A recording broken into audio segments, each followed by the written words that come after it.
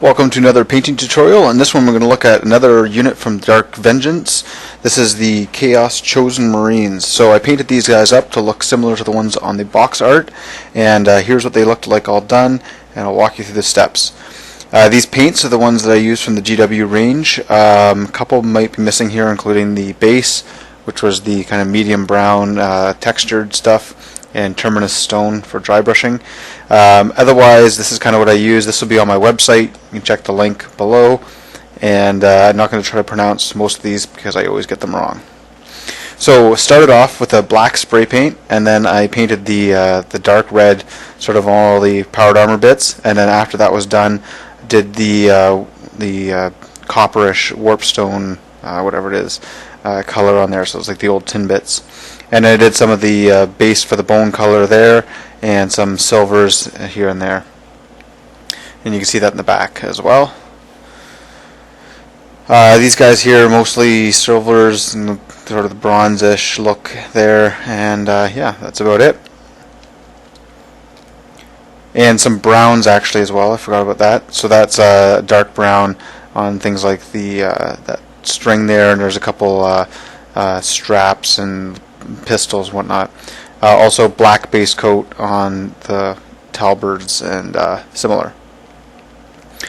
So yeah, base coats go on very slowly, I find, with these colors. I don't know if it's just the way I do it, but I find this takes forever with the reds there and then the metallics on top.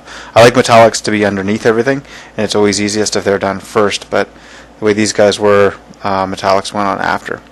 Some more bone sort of base coats there on this guy. This guy's got lots of bone bits. And yeah, so that's all the base coats, and then I'm going to do washes next. So this is just the Agrax Earth Shade, and I did that over the red as well because I wanted to make it dark. In the end, it ended up a bit darker than I wanted, so maybe in hindsight I wouldn't have done that. Anyways, everything got Agrax Earth Shade, and then some of the metal bits got the black, the Newland oil as well. And you see it really tones down everything on the model. Kind of a neat look, but I like a bit of a brighter red as well. Okay, so I'm going to be starting to highlight some of these bone areas, I think. Oh no, this is the red. So I'm going over it with the base coat red, and trying to get all the layers there. And I'm going to be painting sort of in all the flat areas just to help bring it up a bit, because I found it made it quite dark. So you can see there how it the shades there still show through a little bit, but this helps blend it when you go back to the original base color. Okay, now I'm doing the next layer on the bronze, and you can see painting that on basically any of the flat surfaces, trying to leave a little bit of area around any rivets and any texture like that just to help the shades show through, but otherwise all the flat areas are getting that. And because I know I'm going to be doing some of the other areas, if I overlap a little bit, it's not critical. Now I'm working on some of the bone areas here. This guy has probably the most ones. This guy doesn't really have any. There's one of the brown straps. Yeah, just working through the colors there. There we go. Now you can see the bone showing up really nice and bright there. So the medium color I usually paint on most of the area, and then the highlight's just going to pick off some of the edges. And it doesn't really matter what order you do these in, that's just the order I'm doing them. Okay, and you can see some of those highlights there. And again, for the highest bit, to kind of get in the top edges of things, it's not really that noticeable, but it will help the highlights show up a little better. Okay, so now the black areas, so I'm using those sort of dirty blacks, and what I'm going to do is I'm going to highlight it all the way up with the two layers, and then give it a black wash again. So these here, just painting up the higher areas, trying to blend it in, because this is nice and smooth. Doing the same thing here, you can kind of see how I'm painting around kind of a halo around the edges and any of the higher ups. And I'm also trying to do the same with any of these sort of hoses, anything like that, and these horns. Okay, so now that the black's all done, I'm going around this with some edge highlighting, and actually, you know what? I think I did this guy and the sergeant first with all these sort of edge highlights on the armor, and I went back and did some other colors, so I might be mixed up in my order here. I'm doing some of the purple there. Not sure if I really liked that, but decided to do it kind of like the GW ones. And it's going to be kind of a pinkish color. And you can see how I did all the edge highlights with a really fine brush and just a little light layer of paint. Some of the brown highlights there, so that's going through those brown, the Mornfang starting up and I think going to Scrag brown or something like that. And so just the higher up areas getting the medium color. And did the same with this kind of thing here. I think it's wood, so painted it kind of like wood. And there as well.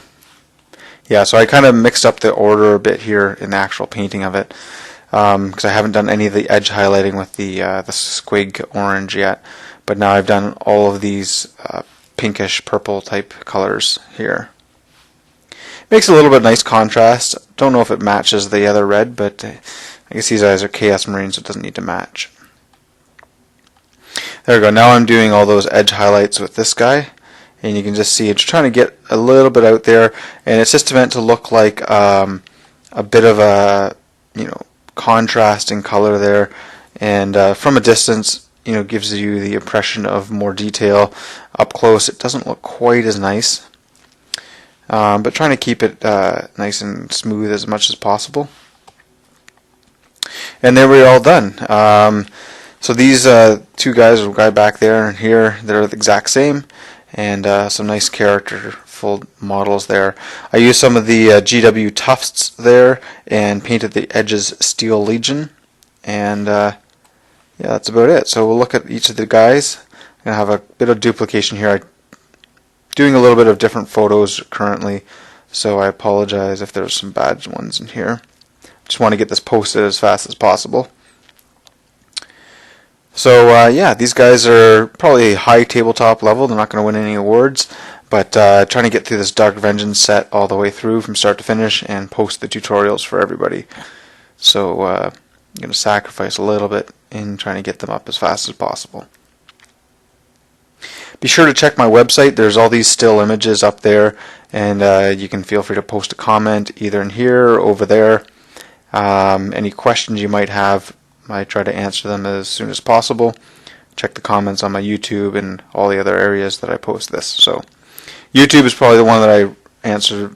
Well, Blogger is probably, because I don't get as many comments, but YouTube and Blogger are the ones I answer most. So if you happen to be seeing this over at miniwargaming.com and you're not getting an answer to your question, post it on YouTube or my blog. Not sure exactly which unit I'm going to do next. Might be one of the Chaos Leaders, or it could be the Dark Angel Psyker, or possibly even the Dark Angel Tactical Squad. Those are kind of my choices. That's what I have primed right now and ready to go. A couple more characters, a couple more pictures of the Chosen Sergeant, or Aspiring Champion, or whatever they call them. Not really a Chaos player, so I don't know yet, but I guess I'll have to learn. Hope you enjoyed it. Check out my stuff. Make sure to subscribe and share the links. See you next time.